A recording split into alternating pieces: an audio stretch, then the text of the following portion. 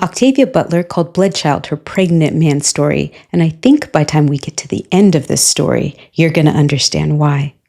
This is one of the few short stories that she wrote, and it's a work of speculative fiction.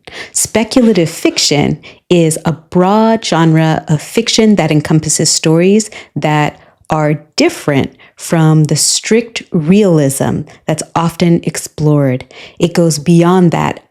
Speculative fiction stories ask what if, and then present these imagined worlds based on that question. What if something were true? Speculative fiction includes genres like science fiction, fantasy, horror, magical realism, and many more genres. I'm going to read through this story from beginning to end, and I'll explain some of the more complicated vocabulary. At the end of the video, I'll analyze the story from several different perspectives. We'll look at some of the sci-fi elements in the story. We'll look at the story from a gender or feminist perspective, from an ecocritical perspective, that is looking at the way that humans and animals and natural resources are managed in the story. We'll look at the story from an afropessimist perspective, which is probably going to be a new perspective for some people, but I think it's a really interesting perspective. And we'll look at the story from a post-colonial perspective. We'll also look at the story from a humanist or speciesist perspective. That is, the ways that humans interact with other species or alien species, which it's kind of interesting, especially given what's happening in the world right now. Now, the story takes place on an alien planet. It's never really named in the story. It's just clear that it's an alien planet that humans either migrated to, emigrated to, or for some reason they left Earth in order to go to this alien planet. And it's also not clear if all humans left or just a small group of humans left. Now, the humans on that planet are in a reserve. And through the story, there's these references to the reserve and to the conditions in the reserve. So I won't spoil it for you. So let's go ahead and get started. My last night of childhood began with a visit home. Tigatoy's sister had given us 2 sterile eggs. Tigatoy gave one to my mother, brother, and sisters. She insisted that I eat the other one alone. It didn't matter. There was still enough to leave everyone feeling good. Almost everyone. My mother wouldn't take any. She sat watching everyone drifting and dreaming without her. Most of the time, she watched me. I lay against Tigatoy's long velvet underside, sipping from my egg now and then, wondering why my mother denied herself such a harmless pleasure. Less of her hair would be gray if she indulged now and then. So to indulge means you take advantage of something to enjoy it. Like often it's something that's extravagant or decadent. You indulge in eating chocolate, or you indulge in doing something that is not just the basics of what you need to stay alive, but it's going beyond that. Like it's usually something that's rich, something that's excessive, that's unnecessary, but that you really enjoy.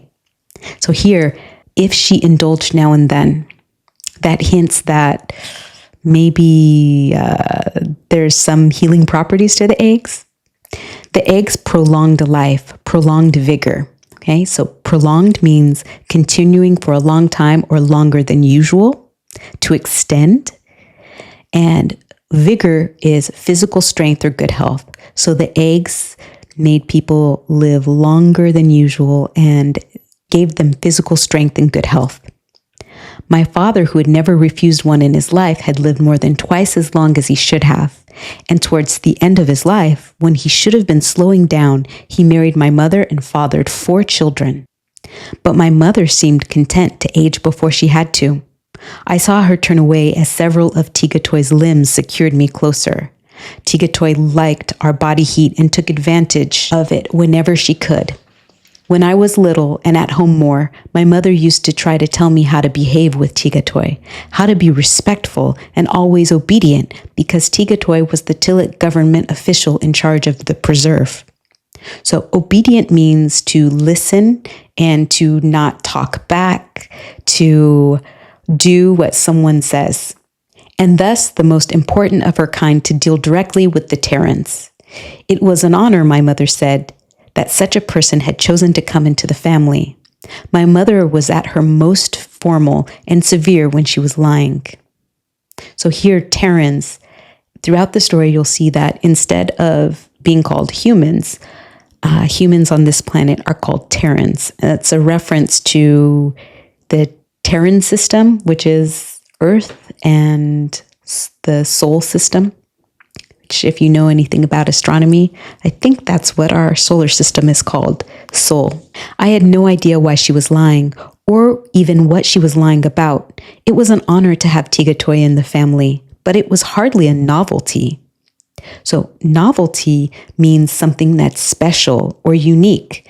A novelty is something that there's maybe very few of. It could be rare. So in this situation, in this context, it could mean rare, but novelty could also be referring to, you also often hear it in reference to maybe a little something that someone brings back from vacation. They'll say, oh, it's a novelty, right? It's something that's unique and different. Tigatoy and my mother had been friends all my mother's life, and Tigatoy was not interested in being honored in the house she considered her second home. She simply came in, climbed onto one of her special couches, and called me over to keep her warm. It was impossible to be formal with her while lying against her and hearing her complain as usual that I was too skinny. You're better, she said this time, probing me with 6 or 7 of her limbs. You're gaining weight finally. Thinness is dangerous. The probing changed subtly, became a series of caresses. He's still too thin, my mother said sharply. Tigatoy lifted her head and perhaps a meter of her body off the couch as though she were sitting up. She looked at my mother, and my mother, her face lined and old-looking, turned away. Leon, I would like you to have what's left of Gan's egg. The eggs are for the children, my mother said. They are for the family. Please take it. Unwillingly obedient, my mother took it from me and put it in her mouth. So unwillingly means she isn't willing. So it's the opposite of willing, but it's an adjective here. So obedient is the main adjective. And then unwillingly, the ly makes it an adverb. So it's describing obedient. So unwillingly means she's not doing it because she wants to. And then obedient means she's listening. She's doing exactly what Tigatoy has asked her to do, but she's doesn't really want to. Unwillingly obedient, my mother took it from me and put it in her mouth. There were only a few drops left in the now shrunken elastic shell, but she squeezed them out, swallowed them, and after a few moments, some of the lines of tension began to smooth from her face. It's good, she whispered. Sometimes I forget how good it is. You should take more, Tigatoy said. Why are you such a hurry to be old? My mother said nothing. I like being able to come here, Tigatoy said. This place is a refuge because of you, yet you won't take care of yourself. Tigatoy was hounded on the outside. Her people wanted more of us made available. Only she and her political faction stood between us and the hordes who did not understand why there was a preserve, why any Terran could not be courted, paid, drafted, in some way made available to them. So hounded means bothered, someone repeatedly over and over and over asking someone for something or seeking something from someone. So Tigatoy was hounded on the outside. So outside, I think they mean outside of the preserve. Her people wanted more of us made available. Only she and her political faction stood between us and the hordes. So a horde is a big group of people, but there's also a negative connotation to that word horde. There are 2 definitions of horde. One of them is not really relevant in this situation. It could mean a collection of valuable things, a hidden collection. Like you can say, oh, that person hoards gold and they have this hoard of gold. But that would be a positive thing. In this context, in the context of this story, horde is negative. It means a large group or crowd, especially one that is unruly or migratory, which means large group of crowd that makes a lot of noise. They're boisterous. They're maybe moving from one place to another and making a mess as they're moving. They're very loud. It's often used to describe movements of groups of people or animals. But again, there's a negative connotation to the word horde. The word courted is often used in terms of marriage and proposals. And it's a somewhat antiquated word. In English, we used to use it before when society was much more formal and there were more formal separations between males and females. So a male would court a female, and then a male would get permission from a female's family in order to marry her. Now, courted here also refers to the way that a company, or specifically here, the Tillich, want to court humans. That is, kind of get to know a human, offer them things, give them something of value in exchange for something. A company can court an employee, like they may want to recruit an employee to get an employee to come and work for them. So they take them out to lunch or dinner, they give them things, they give them perks.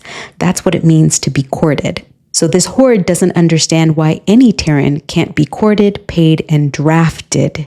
Drafted is a more specific, formal way of courting, but drafted is almost always used in the context of the military. You draft.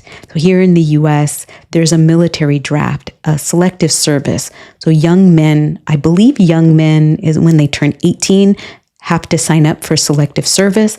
I don't think that they do it anymore. In the last few years, they've stopped doing it, but there is such a thing as military draft. And in some countries, like in Israel, in Switzerland, there's a mandatory military draft, or a time that young men have to spend in the military to train.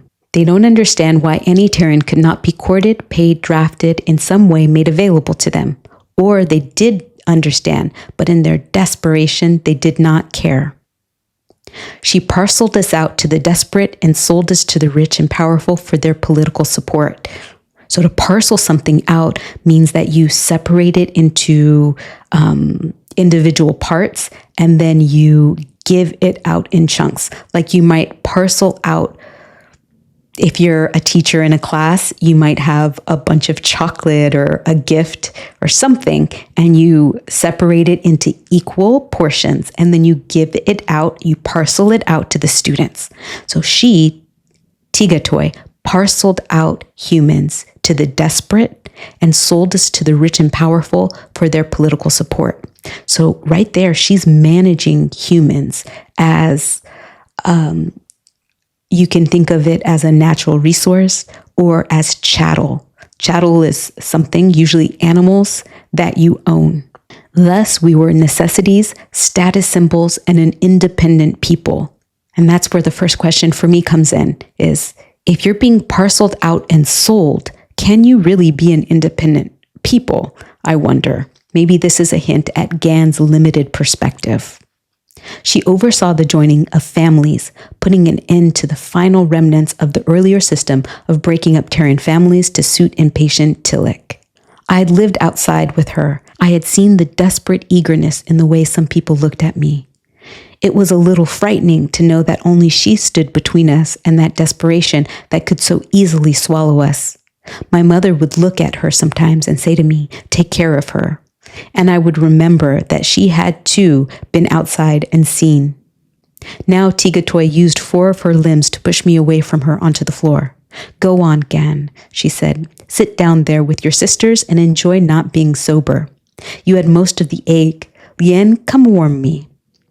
Nothing can buy him from me. Sober, she would not have permitted herself to refer to such things. "Nothing," Tigatoy agreed, humoring her. So to humor her means that when you're humoring someone, you're saying whatever you need in order to kind of placate them, in order to make them relaxed, in order to make them not as worried. "Did you think I would sell him for eggs, for long life, my son?" "Not for anything," Tigatoy said, stroking my mother's shoulders, toying with her long graying hair. I would like to have touched my mother, shared that moment with her. She would take my hand if I touched her now, freed by the egg and the sting. She would smile, perhaps say things long held in. But tomorrow she would remember all this as a humiliation. I did not want to be part of a remembered humiliation. Best just be still and know she loved me under all the duty and pride and pain. My older sister obeyed, swaying drunkenly as she stood up. When she had finished, she sat down beside me and took my hand. We had always been a unit, she and I. My mother put the back of her head against Tigatoy's underside and tried from that impossible angle to look up into the broad, round face. You're going to sting me again. Yes, Lien. I'll sleep until tomorrow noon. Good, you need it. When did you last sleep? My mother made a wordless sound of annoyance. I should have stepped on you when you were small enough, she muttered. It was an old joke between them. They had grown up together, sort of, though Tigatoy had not, in my mother's lifetime, been small enough for any Terran to step on. She was nearly 3 times my mother's present age, yet would still be young when my mother died of age. But Tigatoy and my mother had met as Tigatoy was coming into a period of rapid development, a kind of Tillich adolescence. My mother was only a child, but for a while they developed at the same rate and had no better friends than each other. Tigatoy had even introduced my mother to the man who became my father. My parents, pleased with each other in spite of their different ages, married as Tigatoy was going into her family's business, politics. She and my mother saw each other less. But sometime before my older sister was born, my mother promised Tigatoy one of her children. She would have to give one of us to someone, and she preferred Tigatoy to some stranger. Years passed. Tigatoy traveled and increased her influence. The preserve was hers by the time she came back to my mother to collect what she probably saw as her just reward for her hard work. My older sister took an instant liking to her and wanted to be chosen. But my mother was just coming to terms with me, and Tigatoy liked the idea of choosing an infant and watching and taking part in all the phases of development. I'm told I was first caged within Tigatoy's many limbs only 3 minutes after my birth. A few days later, I was given my first taste of egg. I tell Terrans that when they ask whether I was afraid of her, and I tell it to Tillich when Tigatoy suggests a young Terran child for them, and they, anxious and ignorant, demand an adolescent. Anxious means that they're feeling a little worried and nervous. And ignorant means that they don't know, they just don't understand the process. So to be ignorant means you don't know. Even my brother, who had somehow grown up to fear and distrust the Tillich, could probably have gone smoothly into one of their families if he had been adopted early enough. Sometimes I think for his sake he should have been. I look at him stretched out on the floor across the room, his eyes open but glazed as he dreamed his egg dream. No matter what he felt towards the Tillich, he always demanded his share of egg. Lien, can you stand up? Tigatoy asked suddenly. Stand? My mother has said. I thought I was going to sleep. Later, something sounds wrong outside. The cage was abruptly gone. What? Up, Lien. My mother recognized her tone and got up in time to avoid being dumped on the floor. Tigatoy whipped her 3 meters of body off her couch towards the door and out at full speed. 3 meters is about 9 feet and 10.5 inches. So more or less 9 feet and about 11 inches. She had bones, ribs, a long spine, a skull, 4 sets of limb bones per segment. But when she moved that way, twisting, hurling herself into controlled falls, landing, running, she seemed not only boneless, but aquatic. Something swimming through the air as though it were water. I loved watching her move. So aquatic, it's an adjective that literally just means of the water.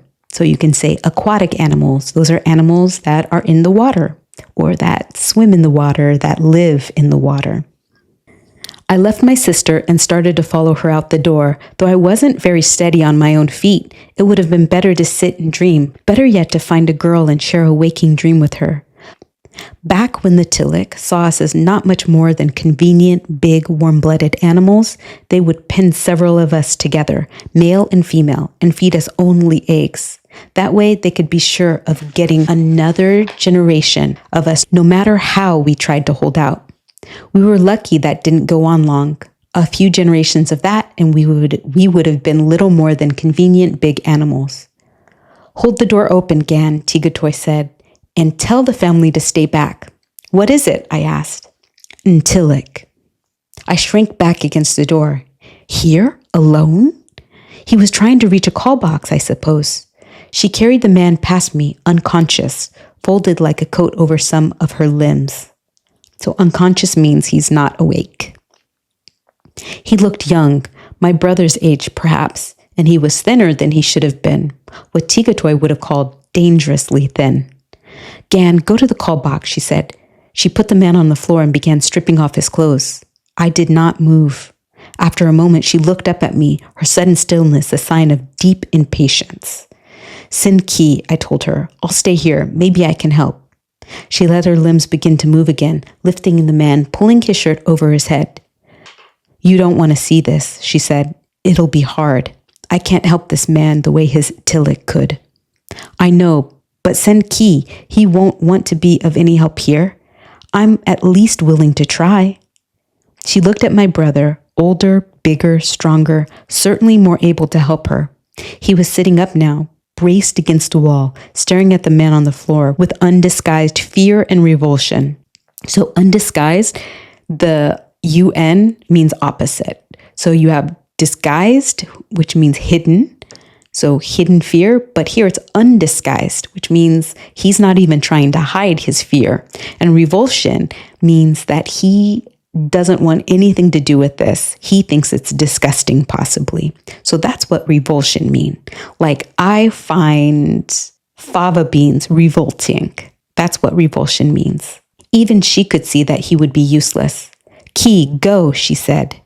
He didn't argue. He stood up, swayed briefly, then steadied, frightened, sober. "This man's name is Bram Lomas," she told him, reading from the man's armband. I fingered my own armband in sympathy. "He needs Tigotifte. Do you hear?" "Bram Lomas, Tigotifte," my brother said. "I'm going." He edged around Lomas and ran out the door. Lomas began to regain consciousness. He only moaned at first and clutched spasmodically at the pair of Tigatoy's limbs. So spasmodically, the ly at the end makes it an adverb. It's describing the way that he clutched. So to clutch means you hold on to or you grab, like you can clutch your purse.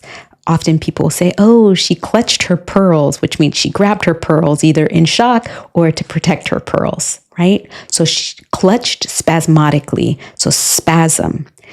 To spasm is like where your muscles contract, often without you trying to make them contract. So to have a spasmodically.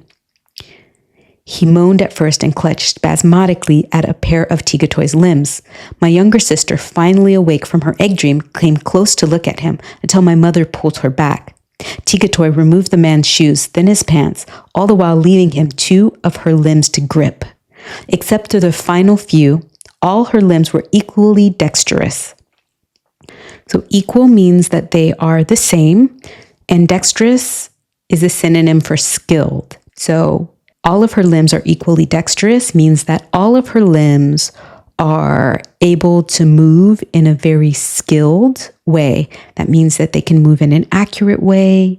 They have a wide range of motion, perhaps. And all of those limbs on her, except for the final few, are pretty movable.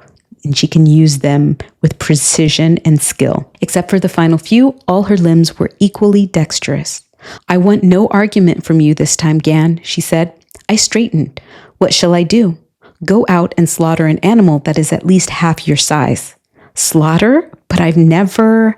She knocked me across the room. Her tail was an efficient weapon, whether she exposed the sting or not. I got up, feeling stupid for having ignored her warning, and went into the kitchen. Maybe I could kill something with a knife or an axe. My mother raised a few Terran animals for the table and several thousand local ones for their fur. Tigatoy would probably prefer something local, an octi perhaps. Some of those were the right size, though they had 3 times as many teeth as I did and a real love of using them.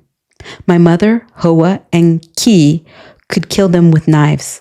I had never killed one at all, had never slaughtered any animal. I'd spent most of my time with Tigatoy while my brother and sisters were learning the family business.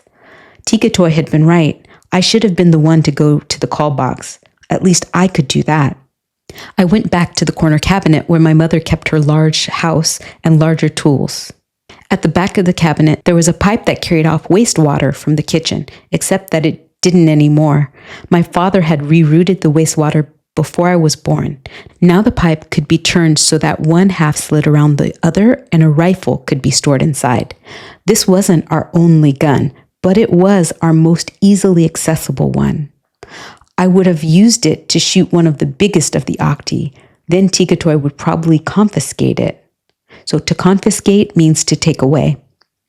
Firearms were illegal in the preserve.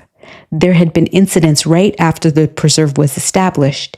Terrans shooting Tillich, shooting Ntillich. This was before the joining of families began, before everyone had a personal stake in keeping the peace.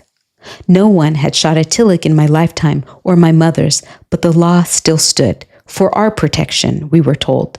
There were stories of whole Terran families wiped out in reprisal back during the assassinations. So reprisal means retribution in this context, or punishment. So someone is wiped out as a way of punishing the Terrans for using the weapons.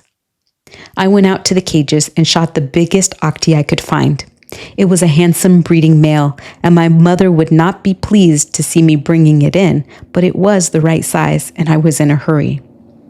I put the octi's long, warm body over my shoulder, glad that some of the weight I'd gained was muscle, and took it to the kitchen.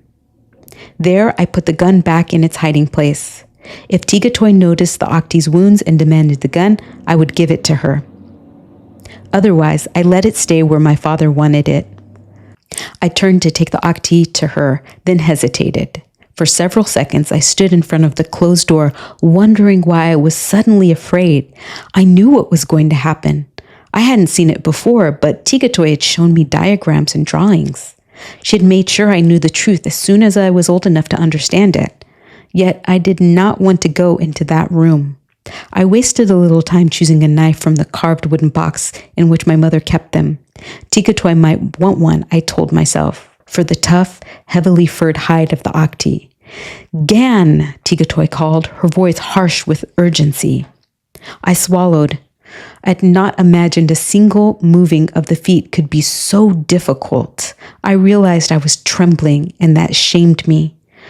Shame impelled me through the door. So impel means to drive or to urge forward, to cause someone to feel a strong need or desire to do something. I put the octi down near Tigatoy and saw that Lomas was unconscious again. She, Lomas, and I were alone in the room. My mother and sisters probably sent out so they would not have to watch. I envied them. So envy means that you wish you had something someone else has. But my mother came back into the room as Tigatoy seized the octi. Ignoring the knife I offered her, she extended claws from several of her limbs and slit the octi from throat to anus. She looked at me, her yellow eyes intact. Hold this man's shoulder, Gan. I stared at Lomas in panic, realizing that I did not want to touch him, let alone hold him. This would not be like shooting an animal, not as quick, not as merciful, and, I hoped, not as final, but there was nothing I wanted less than to be part of it. My mother came forward. Gan, you hold his right side, she said. I'll hold his left. And if he came to, he would throw her off without realizing he had done it. She was a tiny woman. She often wondered aloud how she had produced, as she said, such huge children. Never mind, I told her, taking the man's shoulder. I'll do it. She hovered nearby. Don't worry, I said. I won't shame you. You don't have to stay and watch.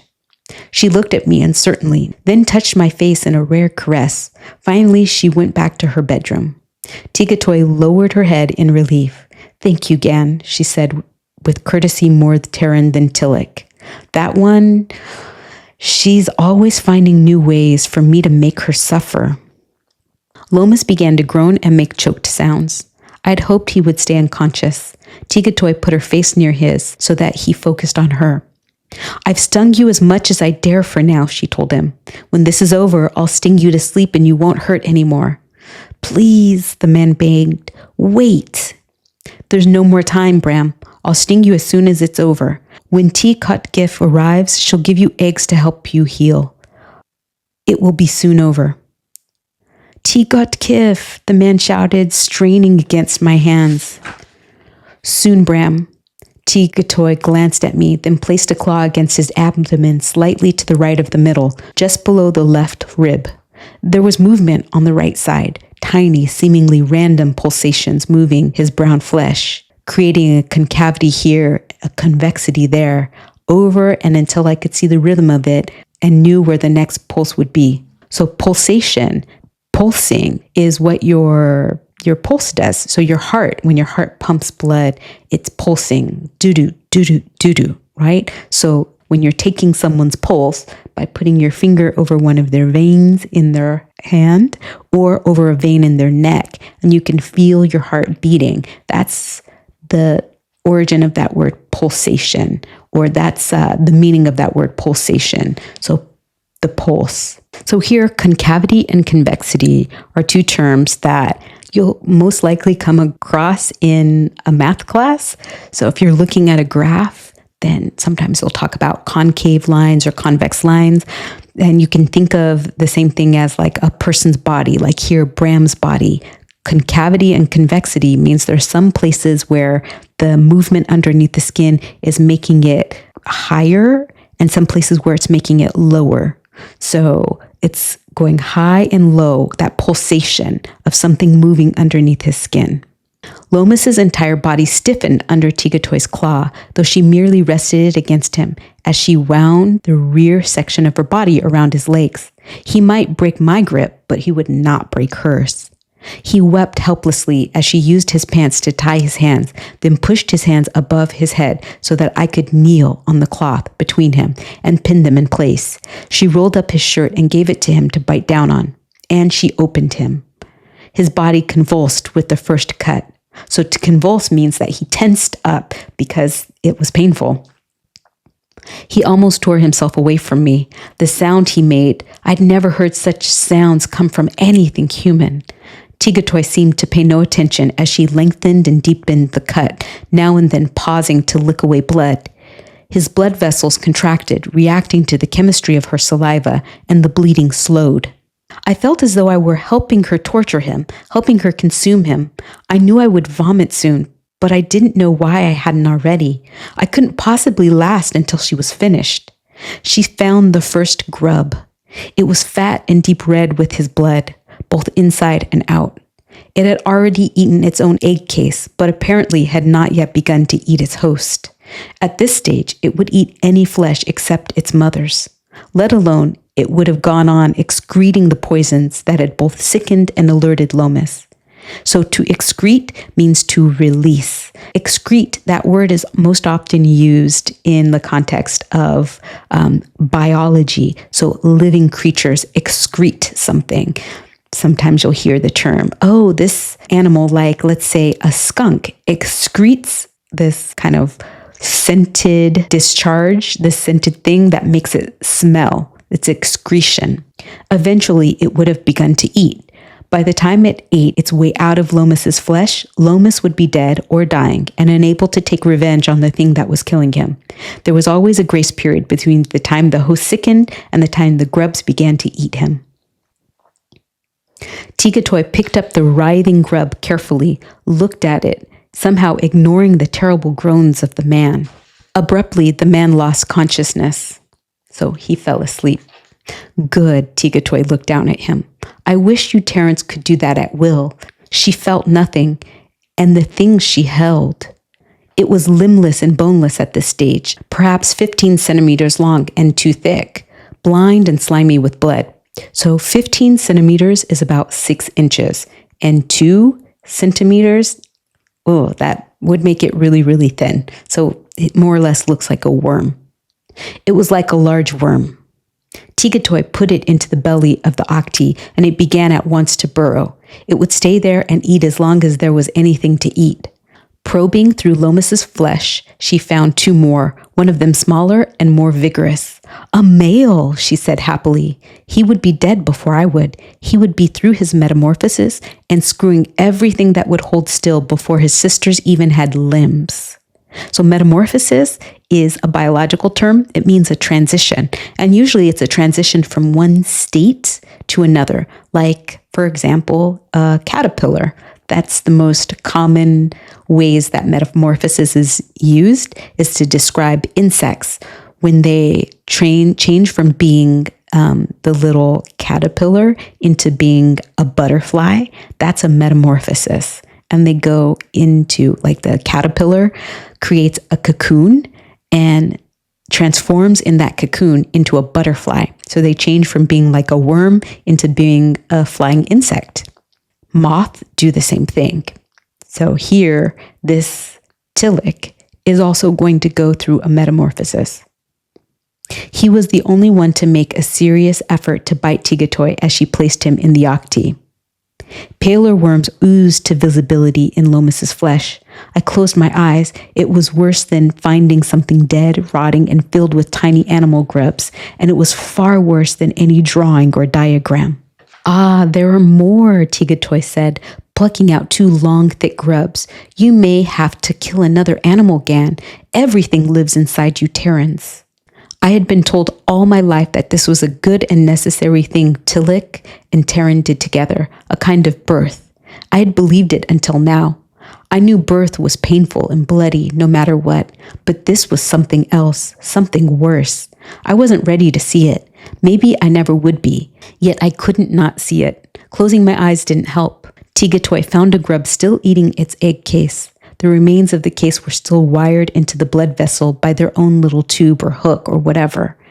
That was the way the grubs were anchored and the way they fed. They took only blood until they were ready to emerge. Then they ate their stretched elastic egg cases. Then they ate their hosts. So to emerge means to come out. And based on what you've read in the story to this point, their process of coming out involves eating the human that they're inside. Tigatoy bit away the egg case, licked away the blood. Did she like the taste? Did childhood habits die hard or not die at all? The whole procedure was wrong, alien. I wouldn't have thought anything about her could seem alien to me.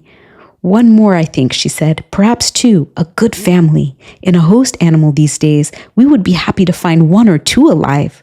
She glanced at me. Go outside, Gan, and empty your stomach. Go now while the man is unconscious. I staggered out, barely made it.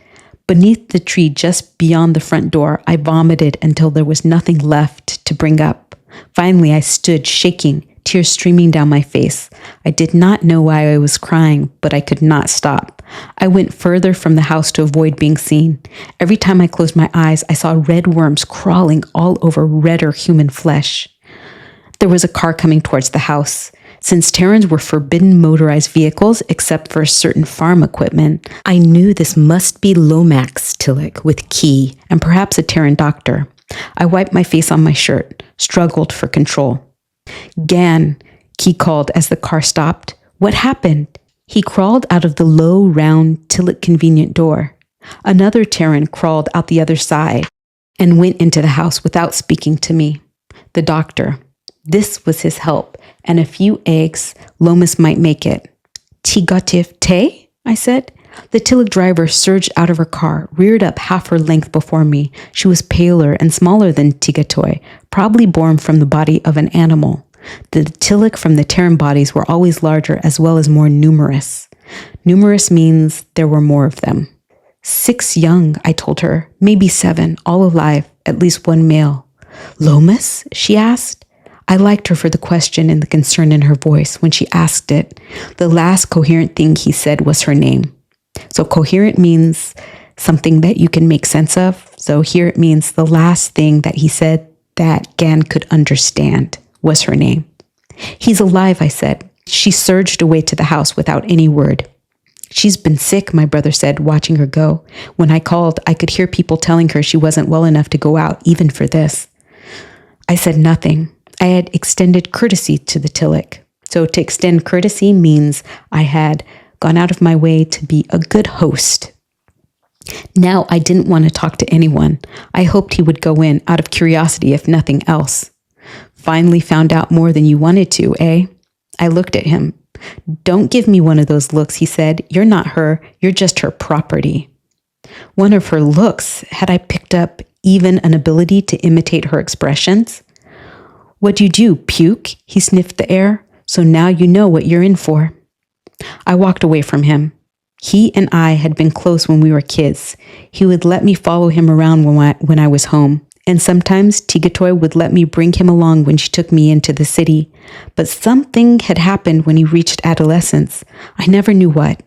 He began keeping out of Tigatoy's way. Then he began running away until he realized there was no away. Not in the preserve, certainly not outside. After that, he concentrated on getting his share of every egg that came into the house and on looking out for me in a way that made me all but hate him, a way that clearly said, as long as I was all right, he was safe from the Tillich. How was it? Really?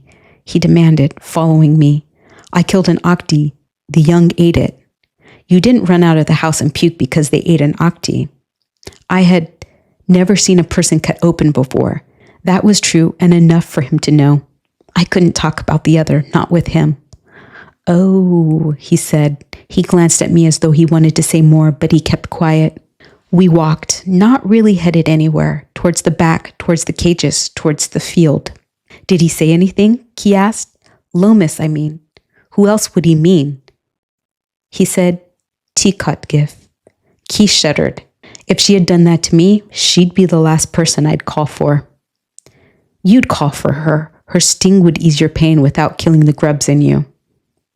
You think I'd care if they died?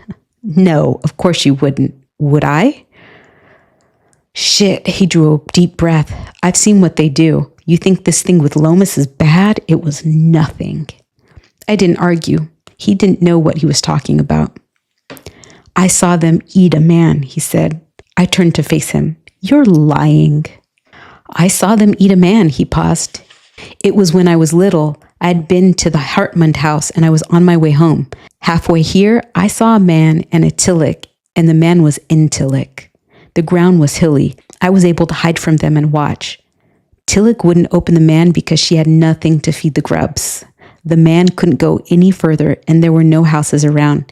He was in so much pain. He told her to kill him. He begged her to kill him. Finally, she did. She cut his throat. One swipe of her claw. I saw the grubs eat their way out, then burrow in again, still eating. His words made me see Lomas's flesh again, parasitized, crawling. Why didn't you tell me that? I whispered. So parasitized, crawling, that parasitize is like a parasite. It comes from the word parasite, which is kind of what these grubs are. They're something that lives in a host body. So a parasite is a creature, usually a bacteria or a small bug or some kind of small animal that lives inside the body of another animal. He looked startled as though he'd forgotten I was listening. I don't know. You started to run away not long after that, didn't you? Yeah, stupid. Running inside the preserve. Running in a cage. I shook my head, said what I should have said to him long ago. She wouldn't take you, Ki. You don't have to worry. She would if anything happened to you. No. She'd take Xuan Hoa. Hoa wants it. She wouldn't if she had stayed to watch Lomas. They don't take women, he said with contempt. So the contempt means he's feeling that, it usually means a feeling that a person or thing is beneath consideration, that something is worthless. But here I think the contempt could also be bitterness because he knows that his sisters are safe and that his brother was chosen. And maybe that's why he's putting so much effort into keeping Gan safe, is because he absolutely doesn't want this done to him. But he knows that, just because of who he is, because he's a boy, that he's up if Gan doesn't do it. They do sometimes, I glanced at him. Actually, they prefer women. You should be around them when they talk among themselves. They say women have more body fat to protect the grubs, but they usually take men to leave the women free to bear their own young. To provide a next generation of host animals, he said, switching from contempt to bitterness. It's more than that, I countered. Was it? If it were going to happen to me, I'd want to believe it were more too. It is more. I felt like a kid. Stupid argument. Did you think so while Tigatoy was picking worms out of that guy's guts? It's not supposed to happen that way. Sure it is. You weren't supposed to see it, that's all. And his Tillich was supposed to do it. She could sting him unconscious and the operation wouldn't have been as painful, but she'd still open him, pick out the grubs, and if she missed even one, it would poison him and eat him from the inside out. There was actually a time when my mother told me to show respect for Key because he was my older brother. I walked away hating him. In his way, he was gloating. So to gloat means that you're kind of rubbing it in someone's face that you have something they don't have or that you've won. He was safe and I wasn't. I could have hit him, but I didn't think I would be able to stand it when he refused to hit me back, when he looked at me with contempt and pity. So pity means he feels bad for him. He wouldn't let me get away. Longer-legged, he swung ahead of me and made me feel as though I were following him. I'm sorry, he said. I strode on, sick and furious. Look, it probably won't be that bad for you. Tigatoy likes you. She'll be careful. I turned back towards the house, almost running from him. Has she done it to you yet? He asked, keeping up easily. I mean, you're about the right age for implantation. Has she? So implantation means for her to put her eggs inside of his body. I hit him. I didn't know I was going to do it, but I think I meant to kill him. If he hadn't been bigger and stronger, I think I would have. He tried to hold me off, but in the end had to defend himself. He only hit me a couple of times, and that was plenty. I don't remember going down, but when I came to, he was gone. It was worth the pain to get rid of him. I got up and walked slowly towards the house. The back door was dark. No one was in the kitchen. My mother and sisters were sleeping in their bedrooms, or pretending to. Once I was in the kitchen, I could hear voices. Tillich and Taryn from the next room. I couldn't make out what they were saying, didn't want to make it out. I sat down at my mother's table, waiting for quiet. The table was smooth and worn and heavy and well crafted. My father had made it for her just before he died. I remember hanging around underfoot when he built it. He didn't mind. Now I sat leaning on it, missing him. I could have talked to him. He had done it 3 times in his long life, 3 clutches of eggs, 3 times being opened up and sewed up. So a clutch, I'm guessing it's a count noun, like kind of like dozen eggs or a flurry of unicorn, a pride of lions, a clutch of eggs, or a litter of cats. How had he done it? How did anyone do it? I got up, took the rifle from my hiding place, and sat down again with it. It needed cleaning, oiling. All I did was load it. Gan? She made a lot of little clicking sounds when she walked on bare floor. Each limb clicking in succession as it touched down, waves of little clicks. So succession means one right after the other. So that gives you the impression of those waves of little clicks. She came to the table, raised the front half of her body above it, and surged onto it. Sometimes she moved so smoothly she seemed to flow like water itself. She coiled herself into a small hill in the middle of the table and looked at me. That was bad, she said softly. You should not have seen it. It need not be that way. I know. Ti kotkif te, ch kotkif now. She will die of her disease. She will not live to raise her children, but her sister will provide for them and for Bran Lomas. Sterile sister, one fertile female in every lot, one to keep the family going. The sister owed Lomas more than she could ever repay. He'll live now? Yes. I wonder if he would do it again. No one would ask him to do that again. I looked into the yellow eyes, wondering how much I saw and understood there, and how much I imagined. No one ever asks us, I said. You never asked me. She moved her head slightly. What's the matter with your face? Nothing important.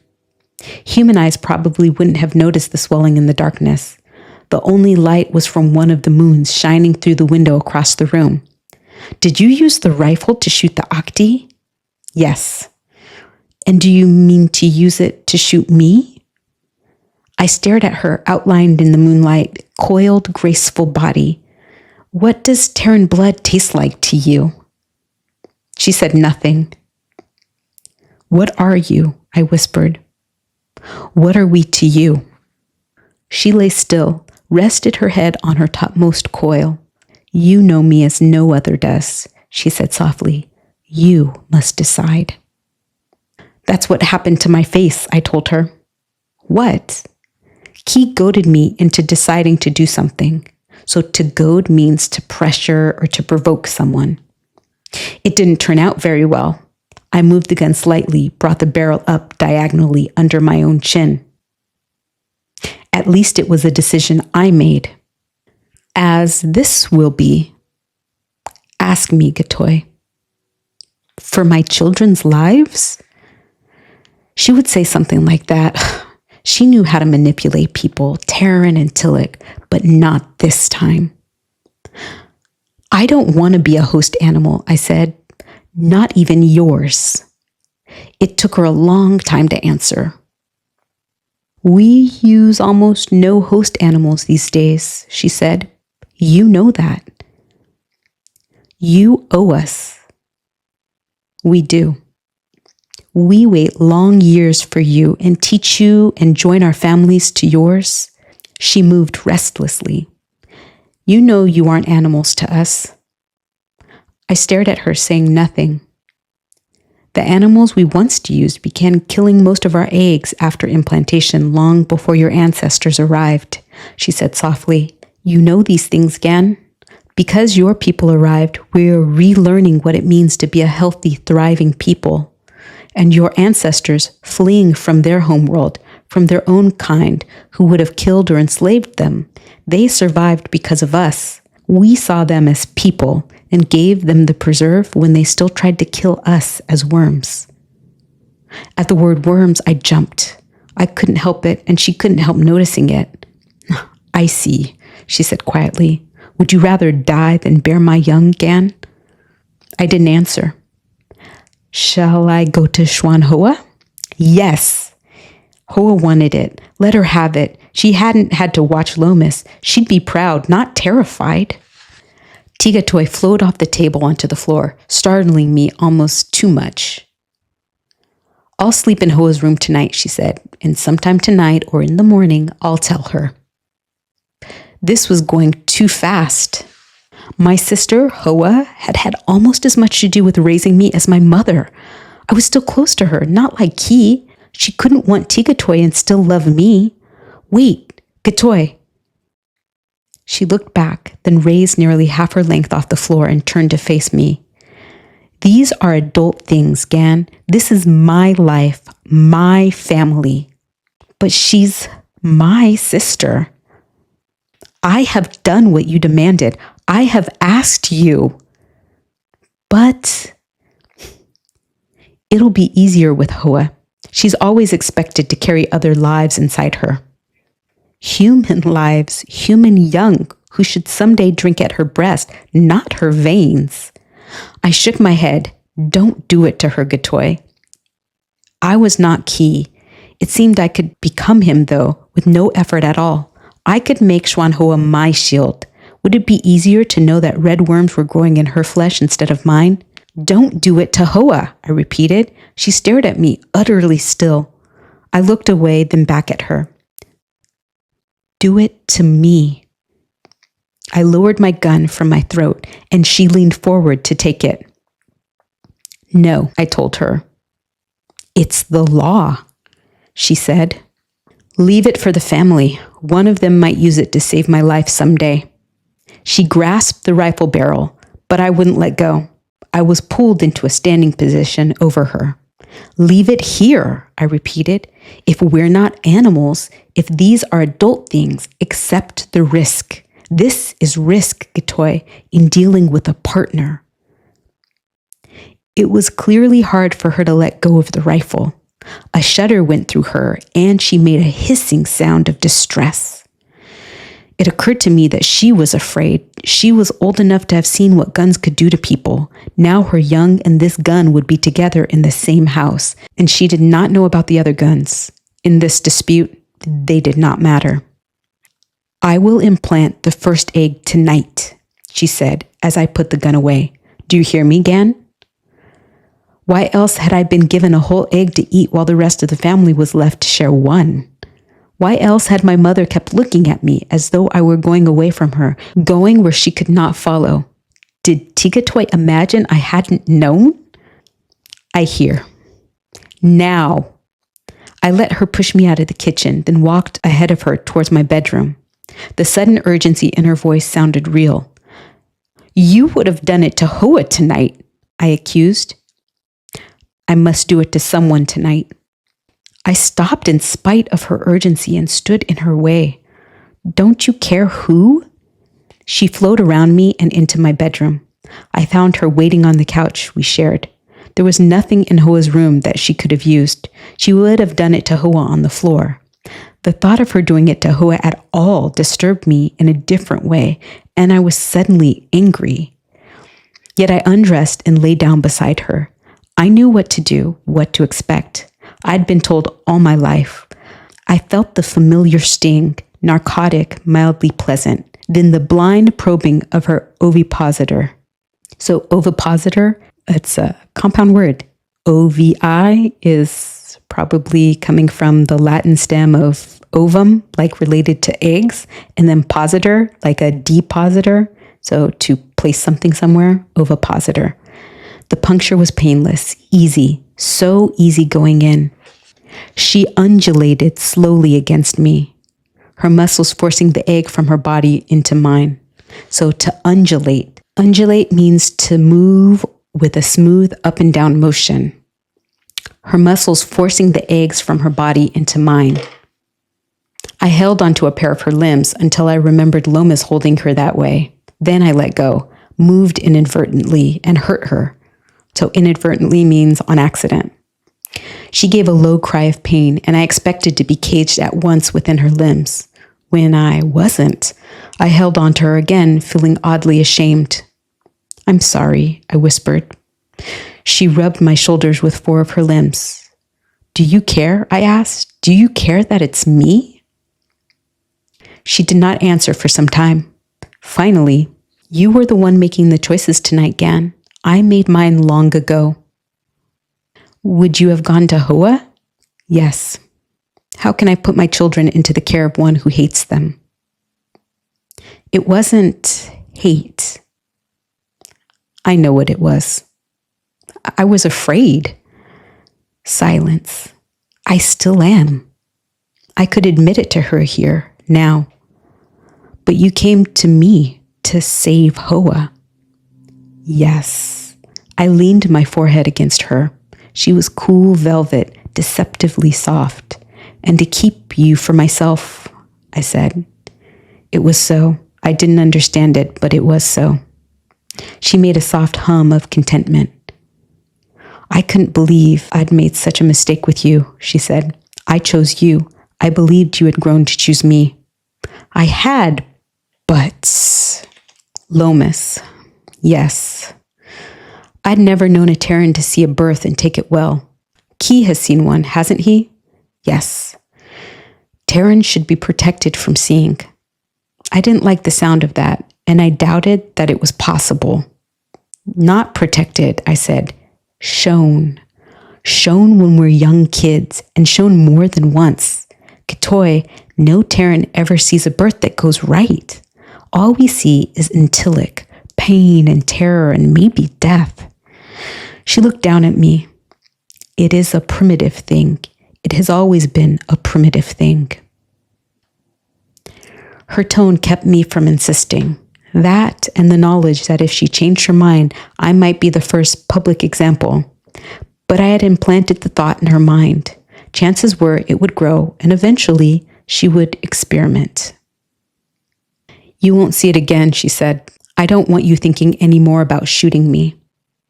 A small amount of fluid that came into me with her egg relaxed me as completely as a sterile egg would have, so that I could remember the rifle in my hand and my feelings of fear and revulsion and anger and despair. So revulsion is kind of disgust, so much disgust that you want nothing to do with something. I could remember the feelings without reviving them. I could talk about them. I wouldn't have shot you, I said. Not you. She had been taken from my father's flesh when he was my age. You could have, she insisted. Not you. She stood between us and her own people, protecting, interweaving. So to interweave is to connect two things together. Kind of like if you think of a woven fabric, that means it's fabric where lots of pieces of yarn or string are connected. Would you have destroyed yourself? I moved carefully, uncomfortably. I could have done that. I nearly did. That's keys away. I wonder if he knows. What? I did not answer. You will live now. Yes. Take care of her, my mother used to say. Yes. I'm healthy and young, she said. I won't leave you as Lomas was left, alone and Tillich. I'll take care of you. Okay, that was a crazy story. My students are usually really shocked, a little bit revolted after reading that story. So let's start with the author's intent before we get into some of the literary theories. Octavia Butler called this her pregnant man story. She said it's a story about what might happen if a man got pregnant. So that just lends itself to looking at the story from a gender and feminist perspective, since biological females are the only ones who can get pregnant for humans. But in this story, men get pregnant because of this interspecies symbiosis. Now, she has said that this is not a story about slavery, that it's a story about what would happen when the rent comes due. That is, what happens when maybe humans are no longer the apex species and we're living in an environment where we have to make concessions in order to live and survive and to thrive. She also said very specifically that she wrote this story because she was working through some worries, some trauma about a parasitic fly from South America called the bot fly. She was going on a trip to South America, I believe, and she was feeling pretty anxious about it because the bot fly, it lays eggs that go into usually cattle, but it can also go into people. So any mammal, usually larger mammals, and the grubs of those flies burrow in until they emerge. And it's actually a pretty big issue in Brazil. It causes lots of damage to their leather industry because the skin of cows is damaged pretty badly because of that. In addition to the fact that it's just probably not on anybody's bucket list, even if you are an animal, to have that happen to you. So let's look at those three things. So the first thing is that pregnant man story. In this story, it's only through interspecies or intergalactic interactions that humans and the Tillich even meet each other in this imagined world where humans are no longer the apex species. So we're no longer making all the decisions about environmental management, about our future, our existence as humans. All of a sudden, there are these aliens that are making those decisions and telling us, informing us about those decisions. And so as a result of that, all of a sudden, human males have become the preferred or the go-to group for the aliens to reproduce. Because women get pregnant with human babies, so they decide to use the human men to incubate their grubs. So right there, the idea that men are being willingly, or maybe through societal pressure, becoming the host for the young of an alien species. It's a clear reversal of the gender roles that exist in human society, where it wasn't until 50, 60 years ago that women had any choice in whether or not we got pregnant, right? It was the pill and also condoms, birth control, better birth control, gave women the control over managing our reproduction.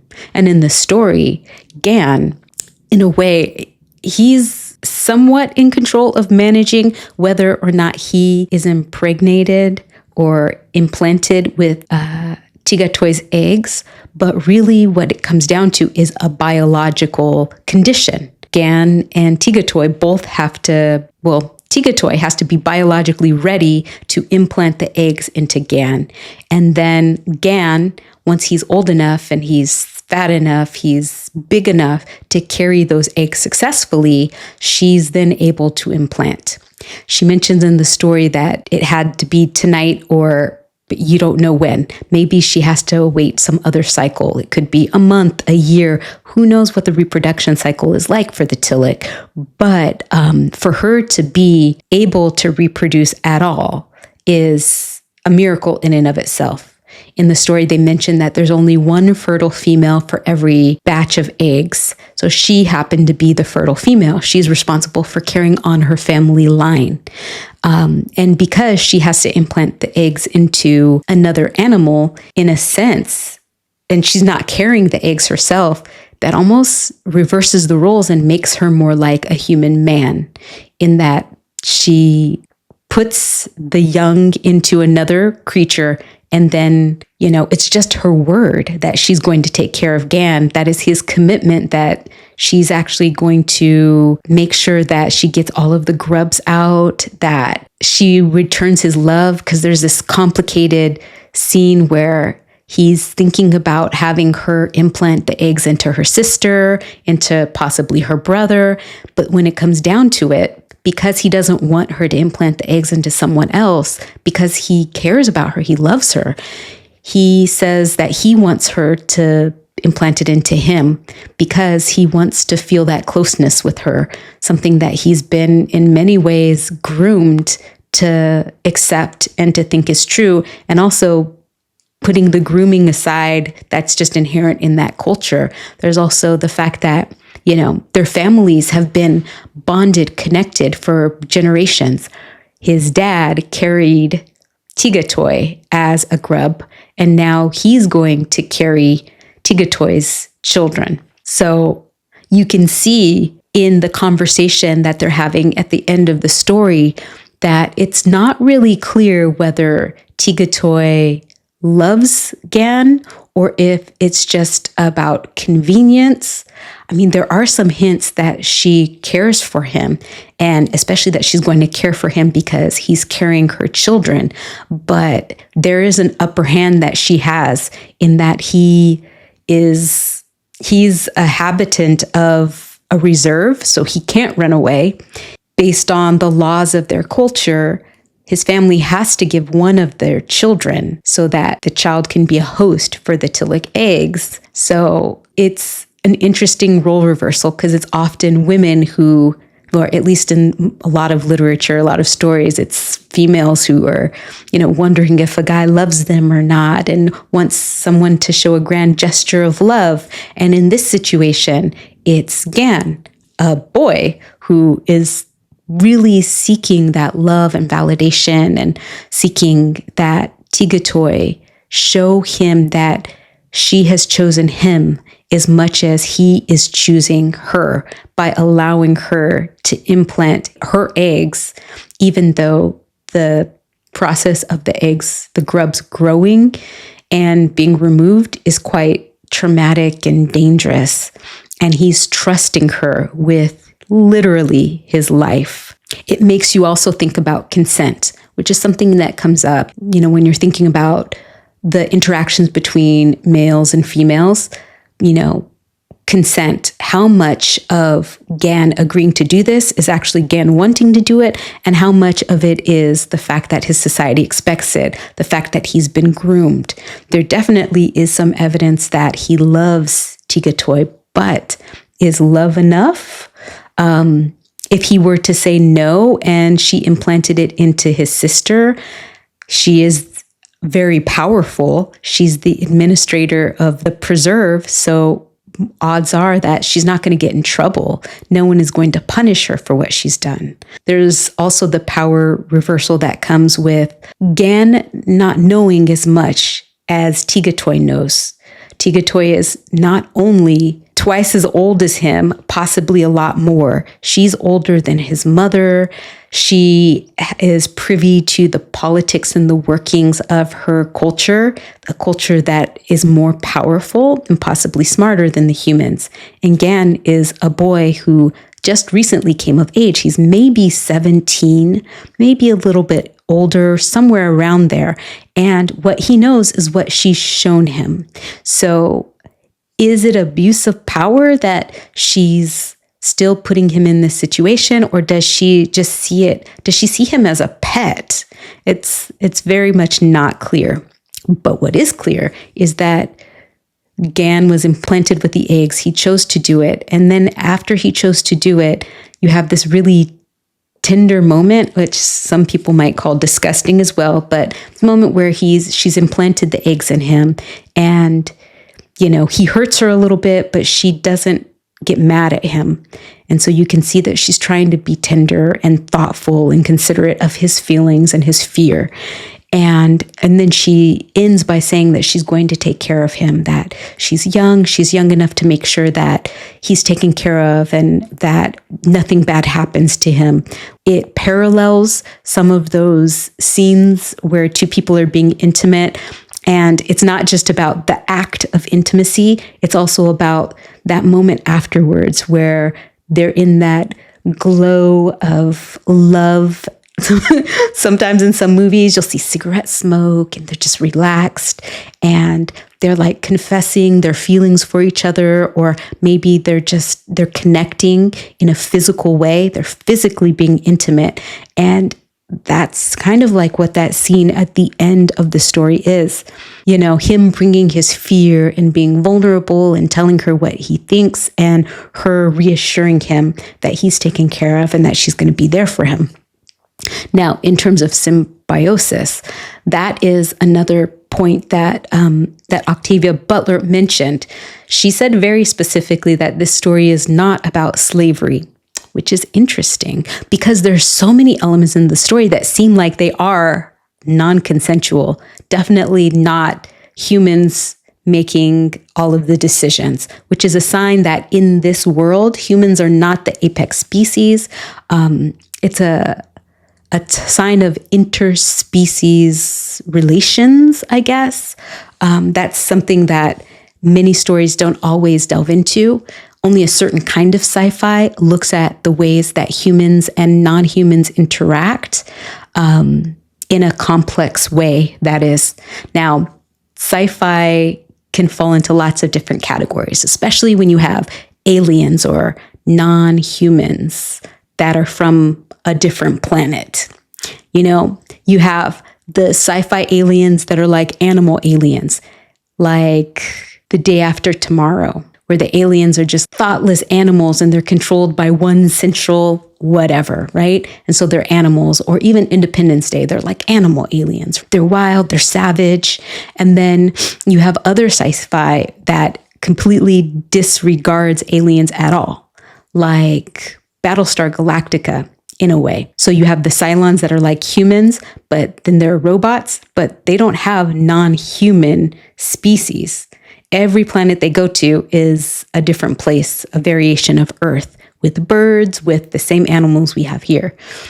And then you have some sci-fi where they look at intelligent species from other planets, and those species are almost always humanoid, more or less. They have a head, they have arms, they have generally our same physiology. They just look a little bit different. And in that kind of sci-fi, it's usually more nuanced. there are good aliens and there are bad aliens. The aliens have complex desires and motivations. The aliens are like humans, and they're given that same human quality as humans, the good and the bad, but it's nuanced.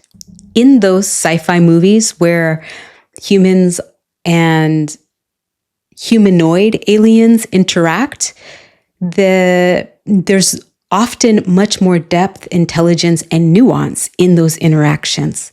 And there's still a tendency to humanize the good aliens and to animalize the bad aliens, if you know what I mean. The bad aliens are brutal and they look bad and they are more like animals. The good aliens are human and kind and compassionate. This story flips that around.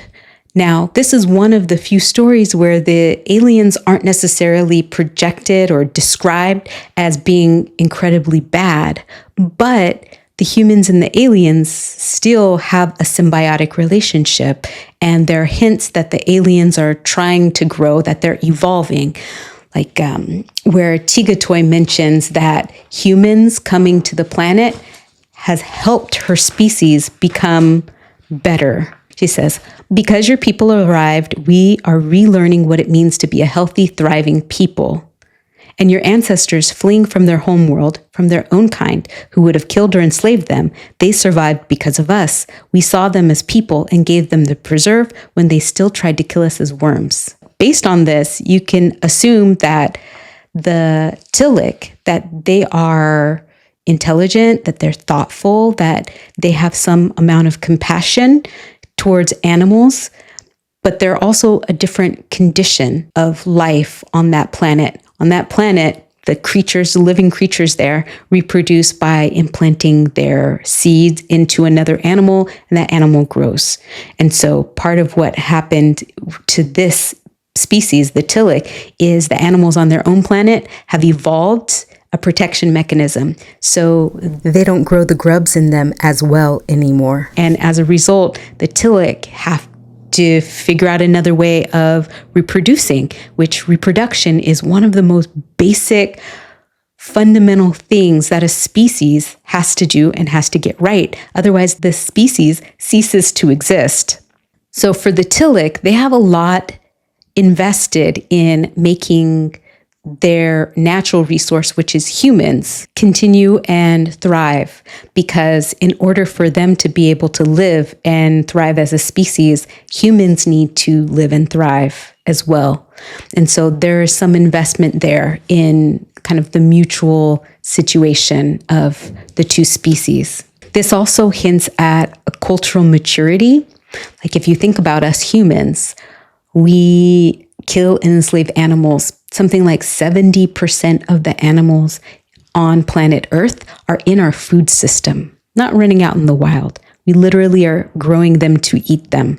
Whereas the Tillik, it's not clear if there are humans that are outside of the preserve or not, but it seems to me like the preserve is a way of managing the resource that is humans in a way that's healthy for the Tillik and also hopefully for the humans as well, because the compromise that either the Tillik or the humans have come to is that only one human is going to be used in any human family.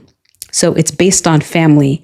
So again, it's based on kind of family units rather than just a random person volunteering, which if someone random were going to volunteer, I mean, what would they have to do to get you to volunteer to host someone's eggs? Like, I don't know. It's an interesting question, but there's a hint at symbiosis, of figuring out a way to live well and do what Octavia Butler said. What happens when the rent comes due? Well, I guess when the rent comes due, you figure out a workaround, and they figured out a workaround here. And then the last point about the bot fly, that goes back to the humans and in a way symbiosis. I guess if you think of the bot fly and its relationship, this parasitic relationship with other animals, Octavia Butler has written a story that is less parasitic, and that's more about coexistence. And the coexistence in some ways, the humans are groomed or primed in order to agree to this situation, especially since they're being taken very, very young, because maybe the human elders, in recognizing that this isn't going to be a comfortable, ideal situation for any human, think, okay, well, the younger they are, the easier it will be for them to accept this situation. Looking at the elements of this story that are related to afrofuturism, or specifically the African American experience in the United States, I see that in this story, there's very little mention of skin color. It's mainly just about human versus Tillich. We don't know if Gan, his mom, his dad, whether they are black, white, what race they might be. But there is a mention of one of the Tillich, Bram Lomas, being brown, having brown skin. But I mean, it's not clear if he's a tanned white person or if he's black or Indian, whatever he is, right? Something that comes to mind is post-colonial theory, specifically as it relates to the African American experience, because most colonies around the world, there were native people, and then outside people came in and enforced some kind of order or system or structure on those people. And then once colonialism ended, those people were left with something, and that group of people went back to wherever they came from. They figured out a new order based on what they had experienced. But the situation of the Terrans on this other planet more closely resembles the situation of African Americans, I think. And here's why. The Terrans on that other planet, from what I can read or infer, they're a minority on this planet of mainly Tillichs and native indigenous Tillich species, the species native to that planet. These humans live on a preserve, and living on a preserve, which you could even call it a ghetto, it is not a place they choose to live necessarily. They're told to live there. They're forced to live there. And so they have a majority that they're surrounded by dictating the conditions of their life in many ways. And they do have some input into how they live, but it's not clear how much. And it's not clear whether or not they have agreed to what is decided, or if they even participated in creating this social order that they're participating in. And I thought about this in terms of the post-slavery United States, Reconstruction, the Reconstruction period right after slavery, when, the United States was trying to integrate the newly freed slaves into society, and all of the laws that were passed, the decisions that were passed. And if I look at that period after slavery and look at the conditions of what's happening on the preserve, I can see some parallels in terms of, the Tillich saying, or Gan mentioning, that humans used to be bred, they used to be just put together, and they were just fed eggs so that they would reproduce, and they were treated like animals. And then at some point, the humans they wouldn't have survived. Something happened. It sounds like the humans had revolted and were fighting back. And as a result, the Tillich society decided that they needed to make some changes. And so their change was this compromise that included creating a space for humans to thrive, which was the preserve, and also creating these rules for how they're going to select humans. So not all humans are chosen, not even the humans they would prefer, which is females. They choose the males, so then the females can reproduce, and the males can carry their eggs. And I think, okay, so that part is speculative fiction. It's definitely an imagined situation. But what's not necessarily speculative about it is, if you take the situation of the newly freed African Americans, the freedmen in the South, and the migrations and being told where they could live, and the laws that regulated the actions and movements of newly freed people. And I think, there's some parallels there. Let's look at the reading through the lens of afropessimism. Afropessimism is a way of thinking that examines how racism, colonialism, and the history of slavery, especially the transatlantic slave trade, continue to shape society today. It focuses on how these systems affect not only social structures and institutions, but also everyday lives, identity, and the physical experiences of Black people. Examples of social structures are the legal and justice system, economic system, media and cultural institutions, family and social norms, and of course, the education system.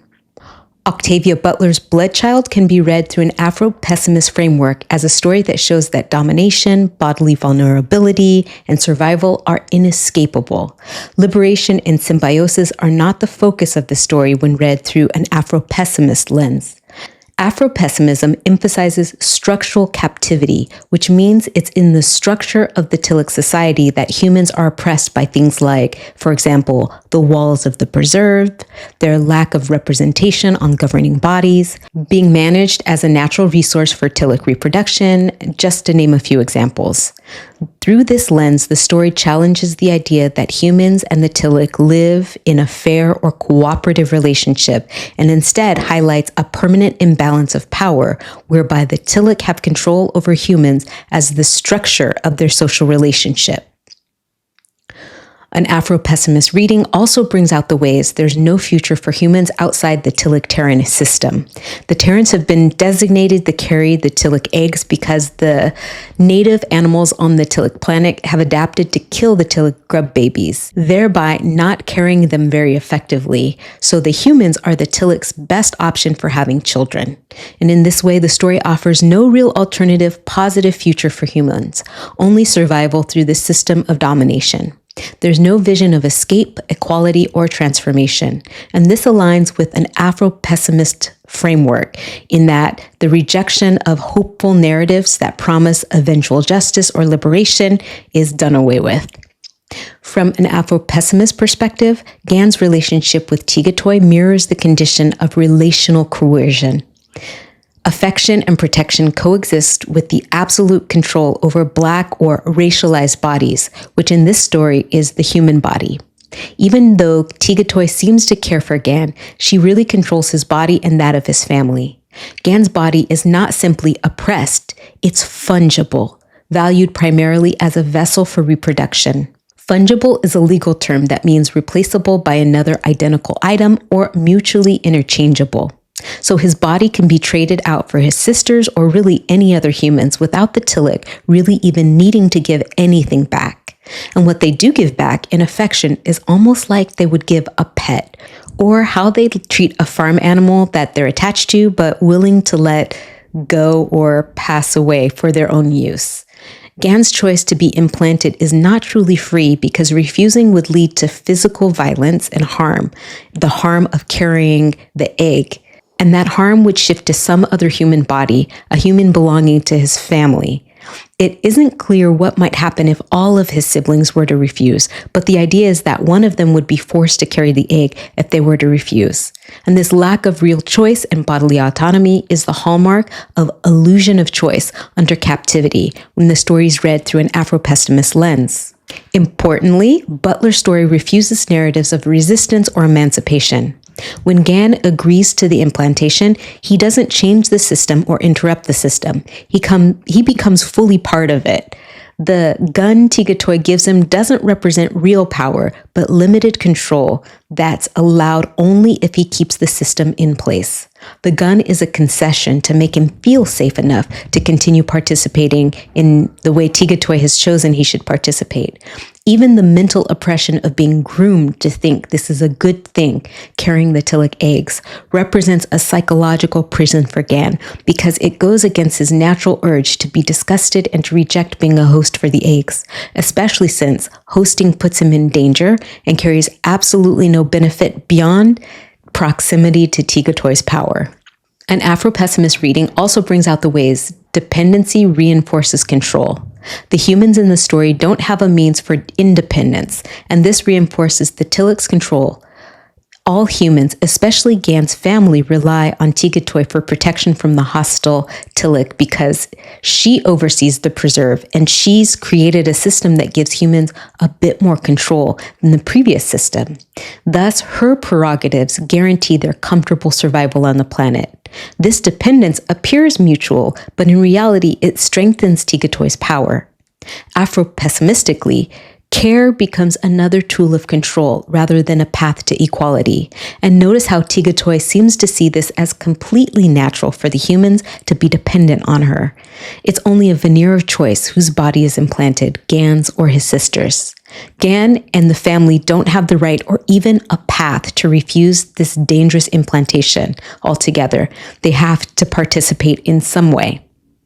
Another point that stands out in an Afro-pessimist reading of the story is how the story normalizes violence as acceptable because the people in power, the Tilic, are not the people who are the victims of the violence. It's the humans/Terrans who are the victims of the reproductive violence.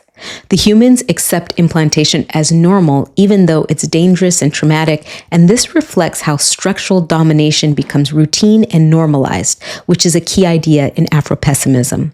The way their society functions makes it seem natural for them to do something dangerous, in this case, carry the Tilic egg. From an Afro-pessimist perspective, violence doesn't need to be constant. It only needs to be an unavoidable consequence of living in a racialized body, and in this case, a human body.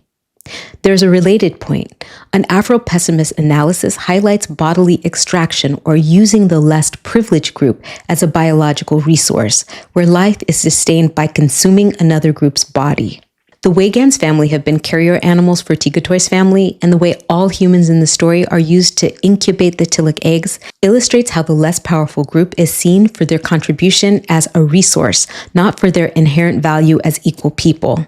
Gan is valued less as a person and more as a biological resource. And you see this when he's holding the gun and refusing to allow Tigatoy to implant grubs in him. Her loving disposition changes. While earlier she's acting like she's just part of his family, she suddenly sees Gan as a barrier to her own intended use for him, which is to implant her eggs and to have children. She says something again like, "I thought you had come to choose me," which could be gaslighting, or it could just be a function of her being so much older than he is, or a recognition of his limited agency to actually choose not to be implanted himself. Regardless, the system is set up for the Terrans to do some amount of dangerous unpaid work in carrying the eggs, and the only benefit they get is that none of their other siblings have to carry the egg, since they have carried the egg. Some would call this exploitation, telling another group that just because of who they are, they have to do a dangerous job that doesn't benefit them in any way and only benefits the group in power. Afropessimism would look at this from the perspective of the white-black relations in the US, and in the context of the story, it's the Tilic-Terran relations. Overall, this Afro-pessimist reading presents domination as deeply rooted, personal, and ongoing, not something that belongs only to the past or can be easily resolved. I think we actually have an incredibly optimistic future, but I do think that learning from these stories that we read, this story specifically, even though it's an imaginary story, but learning the lessons that we can learn about environmental stewardship, living in harmony with other species. I mean, this is a non-human species on another planet, but maybe one day we'll meet people from other planets or something. I mean, we have a very bright future ahead of us. And Bloodchild, even though it's a really peculiar and bizarre story, it's definitely not a situation that most people want to be in, is to be a host for these creatures, these Tilic. It still gives us a glimpse of what future might be in store for humans, specifically lessons that we can learn about being more thoughtful to the environment, to each other, creating more interspecies positive relationships that don't involve systems of hierarchy and dominance in quite the same way. And I guess world building, because you have the Tilic, the Intilic, and they're culture, what stood out to me, something that stood out to me that was interesting is that the prefix at the beginning of their name changes, whether they have children or they don't have children. So it goes from T to CH once they have children. So that's a hint at the importance of family in that culture. And we're now discovering that animals have language of their own. Whales have language. Mice have language. So, gosh, like, there's a lot of good things in store for us as humans in terms of being able to communicate with other species. And hopefully when we get to that point where we can, speak whale or speak dolphin, hopefully we are thoughtful in how we interact with them. And we try to see them as equal and not as creatures to experiment on. Voilà, c'est ça.